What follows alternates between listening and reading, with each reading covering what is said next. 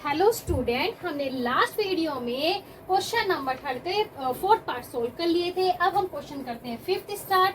ठीक है। A fraction become 9/11 if 2 is added to both the numerator and the denominator. If 3 is added to both the numerator and denominator it's become 5/6। तो find the fraction. ठीक है, आप लोगों को मालूम होगा कि भाई फ्रैक्शन क्या होता है। चलिए एक बार रिवाइज करते हैं। फ्रैक्शन होता है क्या है। फ्रैक्शन इसे बोलते हैं, जैसे हमारे पास 3/2 है। ठीक है, तो 3 ऊपर वाले को हम क्या बोलते हैं, न्यूमरेटर, और नीचे वाले को बोलते हैं डिनोमिनेटर। अगर दोनों को मिला दिया जाए तो हमारा क्या बन जाता है, फ्रैक्शन। ठीक है, हमें यही फाइंड करना है। तो हम सबसे पहले क्या करेंगे, न्यूमरेटर डिनोमिनेटर को लेट कर लेंगे। ठीक है, लेट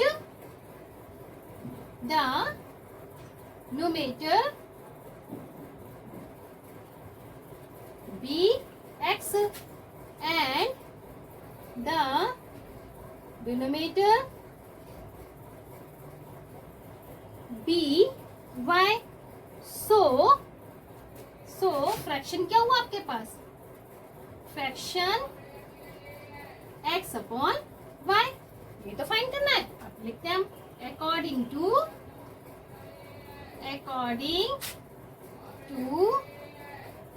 क्वेश्चन। ठीक है, चलिए according to question, a fraction become 9/11 if 2 is added to both the numerator and denominator. यानी कि जो हमारे पास न्यूमरेटर डिनोमिनेटर है उसमें हम क्या कर देंगे, दोनों में x2 प्लस कर देंगे। ठीक है, तो ये जाएगा x+2 डिवाइडेड y +2। तो जो वहां पर फ्रैक्शन आएगा वो कितना आ जाएगा, 9/11। अब क्या करेंगे, cross multiplication. 11x+2 equal to 9y+2 multiply कर दीजिए। 11x plus 11 2 22, 9y 9 2 18। क्लियर यहाँ तक। 11x minus 9y equal to 18 minus 22। 11x minus 9y कितना आ गए, -4। First equation. ठीक है, एंड सेकेंड इक्वेशन क्या बनेगी, इफ 3 इज एडेड। अब हमें क्या करना है, दोनों में 3 ऐड करना है। तो हमारा फ्रैक्शन कैसा जाएगा, 5/6। तो अब क्या करेंगे, x+3 upon y+3 equal to fraction क्या है हमारे पास, 5/6। इसमें भी क्रॉस मल्टीप्लिकेशन कर दीजिए। क्या आएगा, 6x+3 इक्वल टू 5y+3। ठीक है, तो 6x प्लस 6 3 18, 5y प्लस 5 3 15। ठीक है, 6x माइनस के 5y equal to 15 minus 18। 6x यहाँ कर लेते हैं, कभी दिखाई ना दे। ठीक है, 6x माइनस के 5y इक्वल टू -3। ये बन गई आपकी सेकंड इक्वेशन। अब हमें किसे सॉल्व करना है, बाय द सब्स्टिट्यूशन मेथड। ठीक है,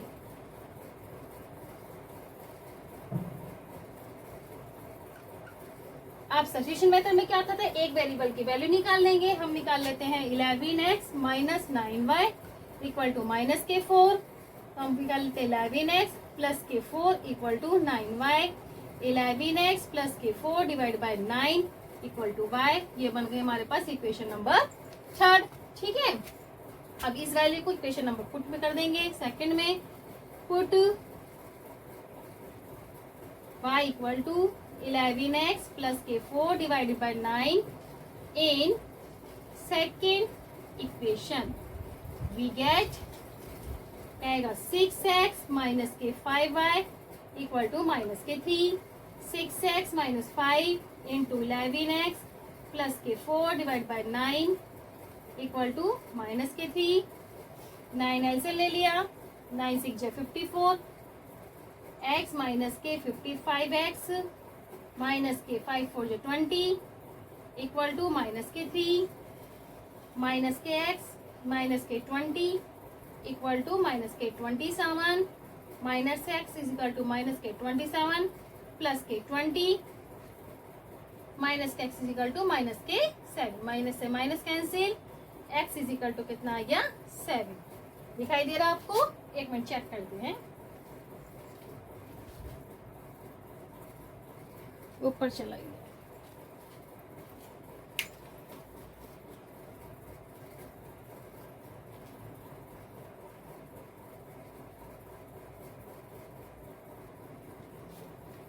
ठीक है, अब x की वैल्यू 7 आ गई।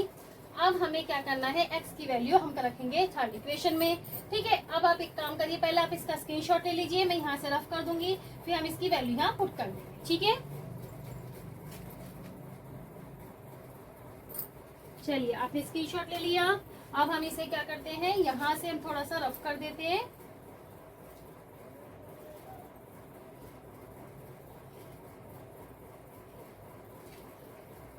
ठीक है, वैल्यू है आपके पास, चलिए x की वैल्यू हम इक्वेशन नंबर थर्ड में पुट कर देते हैं। Put x is equal to 7 in third equation, we get क्या जाएगा आपके पास, 11 multiply 7 plus 4 divided by 9 equal to y, आ गया 77 plus 4 divided by 9 equal to y, कितने हो जाएंगे 81 divide by 9 equal to y, 9 9 81, y की वैल्यू कितनी आ गई 8। ठीक है, यानी कि आपके पास न्यूमरेटर कितना आ गया 7, डिनोमिनेटर आ गया आपके पास 8, तो आप लिख देंगे so the numerator is 7 and the denominator is 8, so या लिख दीजिए therefore fraction is x upon y था ना 7/8। ओ 9 9 जा 81, 9 9 जा 81, तो फ्रैक्शन क्या है हमारे पास 7/9, 7/9। ठीक है, आप यहाँ इसे नोट कर लीजिए। हम क्वेश्चन नंबर थर्ड का 6 पार्ट को सॉल्व करते हैं।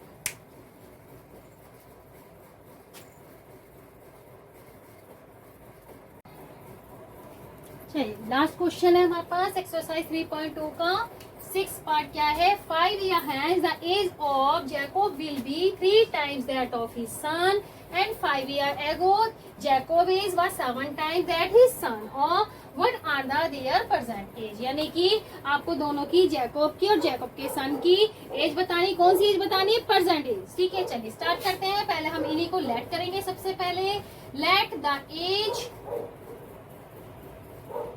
of Jacob be x year and his son be y years। ठीक है, अब according to question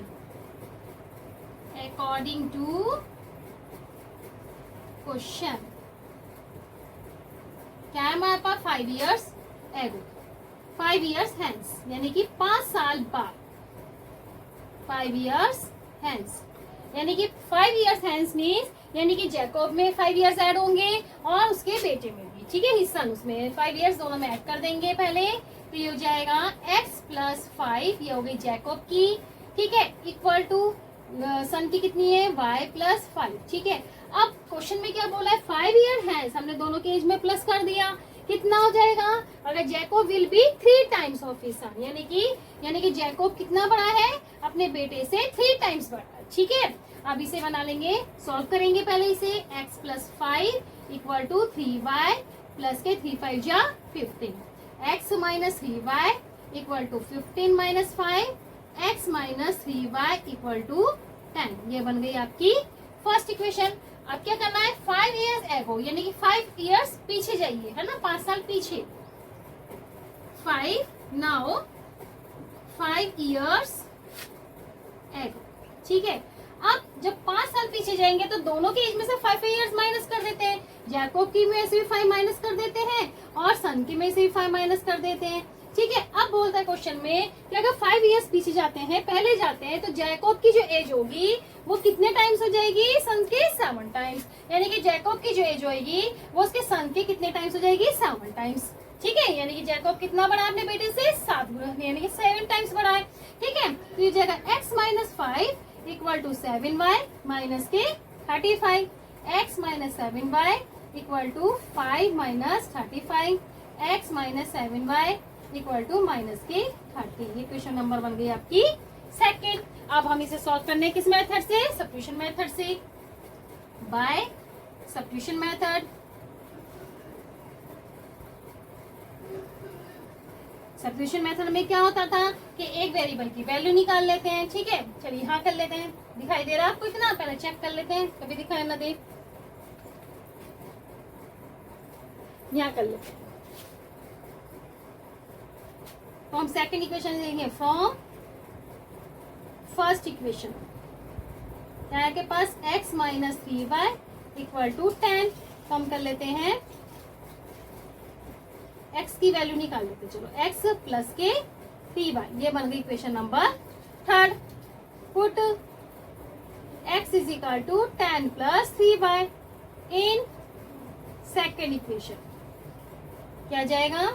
second equation की x minus 7y equal to minus के 30, 10 प्लस 3y माइनस के 7y इक्वल टू माइनस के 30, 10 माइनस के 4y इक्वल टू माइनस के 30। ये जाएगा 10 प्लस 30, ये नेगेटिव से इधर ले आते हैं, 4y को दूसरे राइट हैंड साइड पर ले जाते हैं, 4y जाएगा 40 equal to 4y। 40 divide by 4 कितना आ गया? 10। y की वैल्यू कितनी आ गई आपके पास? 10। ठीक है, क्लियर है? y की वैल्यू आ गई 10 और y की वैल्यू निकालने के बाद अब क्या करेंगे हम इसे?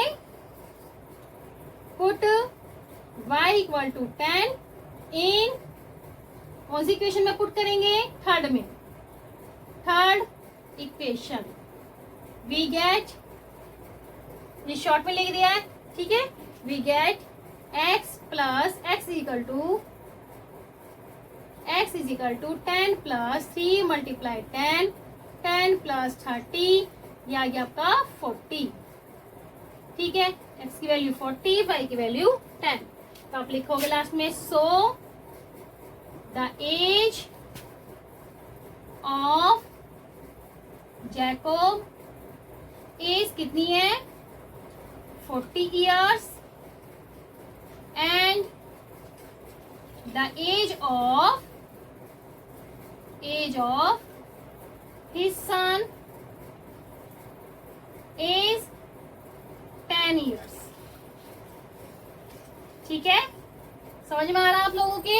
ठीक है, अब हम नेक्स्ट एक्सरसाइज नेक्स्ट वीडियो में सॉल्व करेंगे। नेक्स्ट एक्सरसाइज नेक्स्ट वीडियो में करेंगे, ठीक है। आप इसे नोट कर लीजिए।